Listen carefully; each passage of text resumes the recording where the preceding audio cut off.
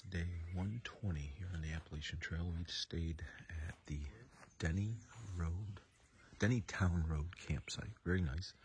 You can see over there's some outhouses. Across the street down that little trail over there is potable water. Gotta correct myself in saying that. Joe, I was able to hammock over here. I tented here. You can see fellow through hikers tented all around the area. Those folks came in and tried to collect the last of the sun to dry their stuff. We got here fairly early, so we dried our stuff on the picnic tables. But getting ready to go another 15 today. Trying to let Obie Winter and Professor catch up. They are about 5 miles behind, but sometimes 5 miles on the trail can take an awful long time to make up. So anyways, I'm packing up, getting ready to head out as we get some views today. I think there's a lake coming up at one point, and maybe some other things I'll share. All right.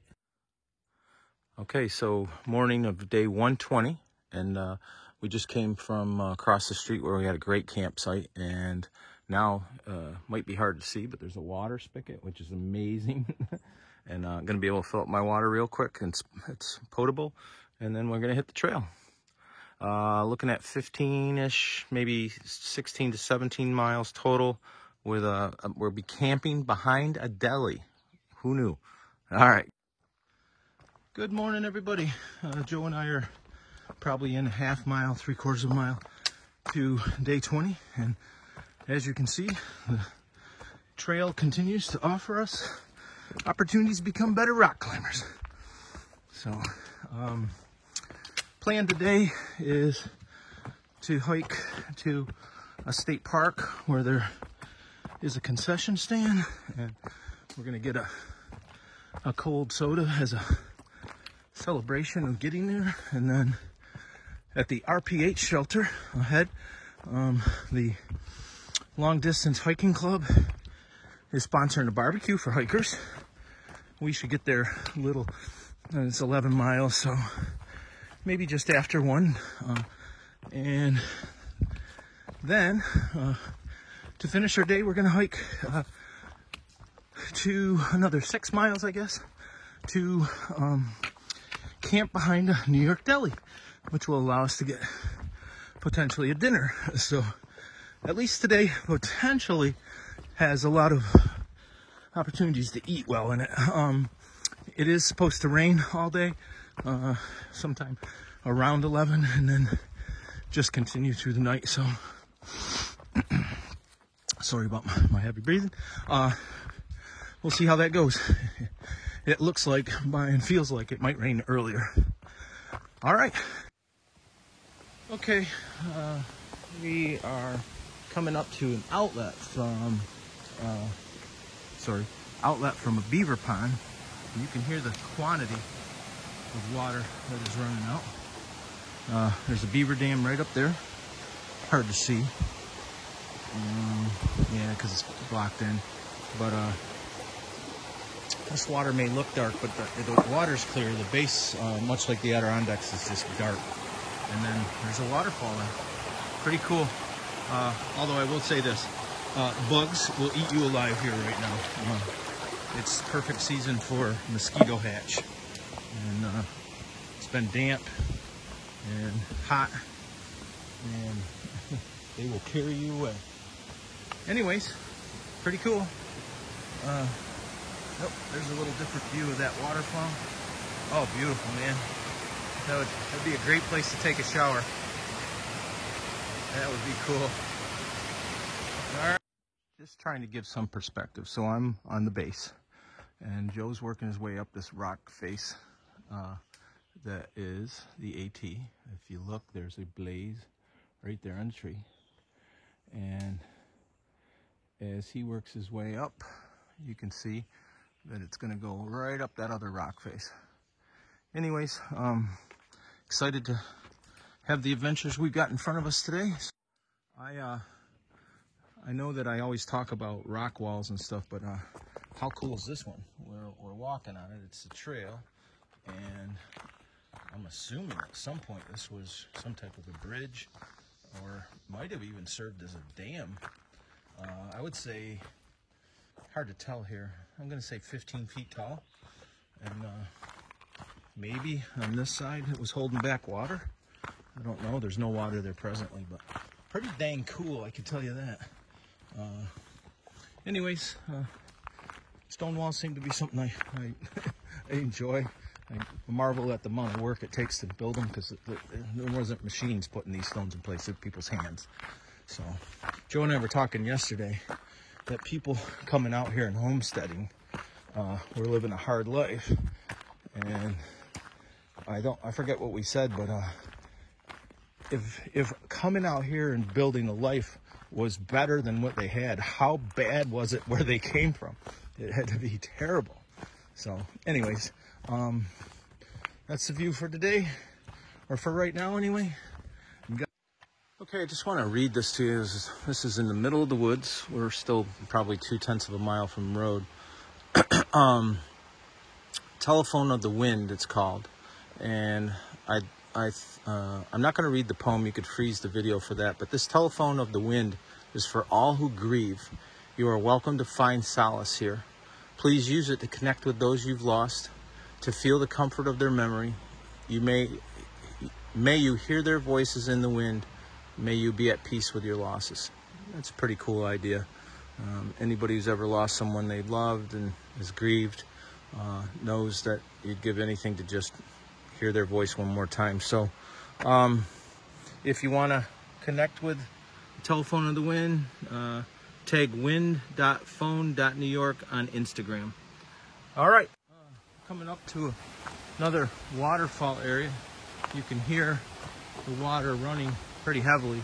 I think on the other side of this road is a small lake that must feed across into this, and just pretty to come up to that sound. Let's see. There's information over here.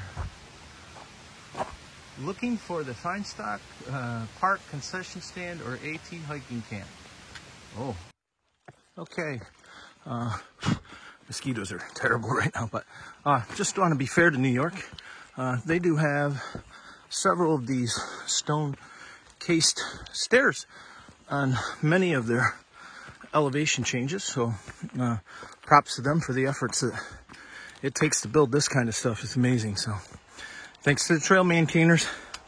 Gotta love it. Okay, we're coming down to Campus Lake, and we are on the Blue Blaze Trail that takes us to the concession stand. And I can see the beach. I can even see a couple guys out in the rowboat. So hopefully the concession stand will be open, and at least the bathrooms will be open. Maybe get a shower, plug in some electronics for a little while, and then get back on trail. All right. Okay, I've taken the Blue Blaze Trail down to the backpacker campsites, and they do allow hikers to what do I want to say, camp here. And you can see the sign, 2/10 off the beach. Here's the spot. They've got garbage cans all turned over. You can see some people over there in their umbrella, and I'm going up here because it says 2/10 of the way up here, or 1/10 up here is a concession stand, and that's my motive. So anyways, pretty cool spot. Just hoping the concession stand's open. Beautiful. All right. Okay, I wanted to give a little reality to this trip. Well, I do show us being in town sometimes. I also wanted to show what it's like to not be in town. So what we do is we come in and we're going to take a shower in a camp bathroom. So here's the shower, and I'll use these super lightweight rigs for my dry off towels, and I'll use my bandana for my washcloth. The only thing I forgot to get was my Crocs, because I'll never step in a public shower without some foot protection. But anyways, just want to kind of give the picture of this glamorous lifestyle we live. I'm not complaining, I chose it. Just give it some reality. Okay, Joe and I are leaving Canopus Lake. We had something to eat and we took what we'll call a hiker shower. And I did show that in the video because sometimes I get comments about us being in town all the time. Well, what I don't show is most of the bad stuff that we go through all the time. So the fact that I'm showing you that should help people understand that this is not necessarily a glamorous lifestyle and you're always in hotels. So a majority of our time is actually spent on the trail. And I think the reason we show being in town because it's the one thing that makes you feel normal. So anyways, great place, very friendly. The concession people were kind to us. The showers were not warm, but we figured out a way to use the soap from the dispensers to be able to wash ourselves up using bandanas and then cleaning our clothes. So again, not glamorous, but made it possible for us to get clean, and that'll prevent things like skin rashes and, you know, infections from bug bites and that kind of stuff. So all right, okay, so the forest worker here at Canopus Lake told us they were building a shelter for hikers, and here it is. It won't be ready until 2022, which is obviously a year from now, but it did allow us to take a blue trail, which will get us back to the AT and make us not, or allow us not to have to do miles twice. So that's pretty cool. All right. Okay, I decided we've just been a really steady climb up, but it looks like we should come up high enough for a view. It's pretty overcast today, but let's see what the trail gives us. Oh yeah, look at that. Oh, I'd forgotten about this. So what we're walking up on is a 9/11 memorial, and someone painted a U.S. flag on the stone. Let's see what it says. It says, in memory of September 11th. That was a sad day for our country and truthfully for the world. So thanks to whoever painted this and put this on our path. All right, just looking around our view, you can see we're looking northeast toward Connecticut, and Mass is up that way. We're headed north, but we got a ways to go. We still are probably going to be in New York for at least 2 more days. So, all right, again, thanks to whoever put this memorial here. Never forget, folks. All right. Sometimes I get so busy hiking I forget to look around and see how beautiful the woods are, and remember that I've always had a passion for just, even as a little kid, just running around the woods out back of our house, and at the time maybe rabbit hunting or just exploring. So just gotta stop and smell the roses on the trail once in a while and just remember how nice it is. I'm standing on a cliff and on this side just some beautiful rock ledges. So anyways, hasn't been any view since the 9/11 memorial, so just thought I'd share this. All right.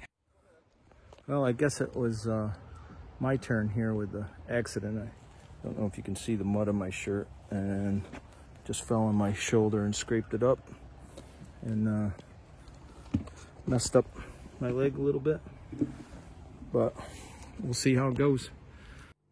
All right, there's a stream coming into the park here, going to the RPH shelter, and I was able to wash off in the stream, get the mud off me. Luckily, no cuts or abrasions, just a big old bruise, and that's good. Lesson learned. I was trying to answer a text, and I should have just waited. So, all right. Okay, here we are at the RPH shelter, and they just are finishing a weekend long of trail work that they were doing here. And we got here really late. We were offered some salad and some iced tea, which is awesome.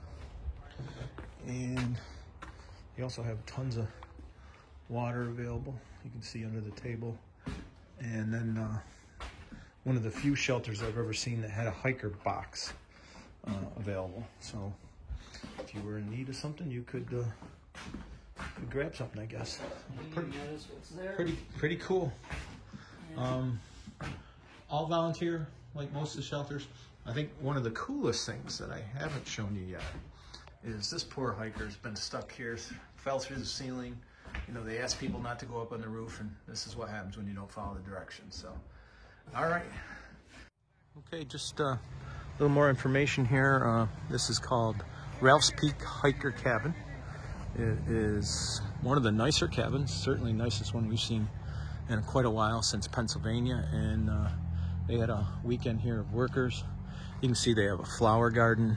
I just actually stopped up to use the privy, and cover your ears if you don't like the words, but the sign in the privy says we're getting our shit together for yours. And then there was a sign on the door that said normal entrance. All sorts of funny little stuff to make you. Looks like there's good tenting here and easy access to a road. So great place to stay if you're through hiking or just doing a weekend. All right.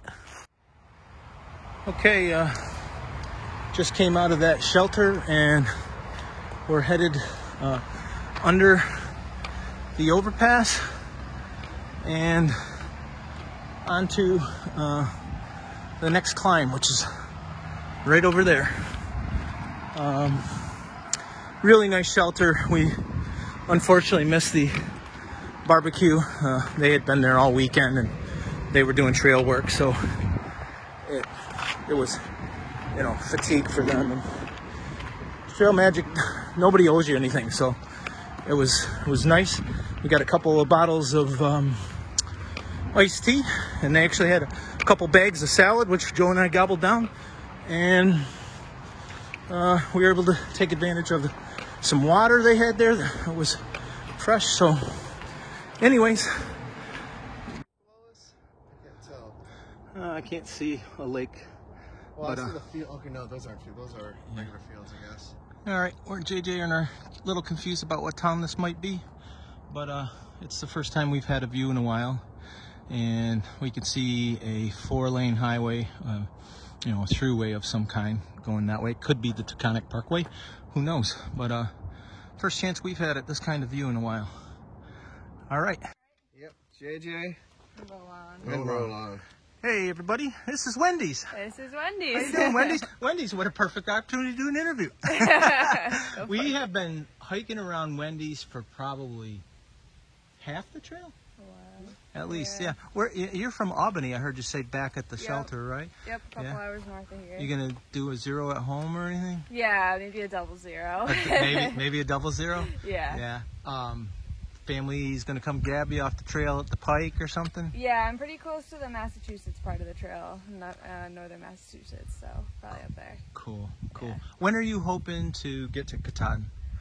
You got a date? Whenever, Oh, so you don't have a date? Yeah, probably early September. Yeah, we're targeting that first week ourselves to Nice. hopefully go up. So who knows? Maybe we'll summit the same day. Yeah. That'd be really cool. Anyways, great talking with you. Good meeting you. And you always have a smile for us, so that's nice. Thank you. All right, gotta.